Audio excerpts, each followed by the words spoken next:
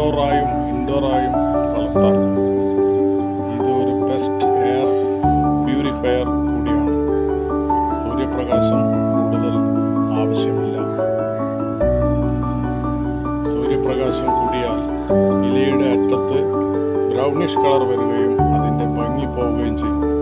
ഈർപ്പം നോക്കി വെള്ളം കൊടുക്കുക.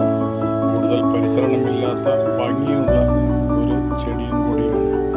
എല്ലാ തോട്ടങ്ങളിലും സുലഭമായി കണ്ടുവരുന്നു. ഒരു ചെടിയിൽ നിന്ന് ധാരാളം ചെടികൾ ഉണ്ടാക്കുകയും റീപോർട്ട് ചെയ്യാൻ എളുപ്പവുമാണ്. ഇഷ്ടമായെങ്കിൽ എൻ്റെ യൂട്യൂബ് ചാനൽ സബ്സ്ക്രൈബ് ചെയ്ത്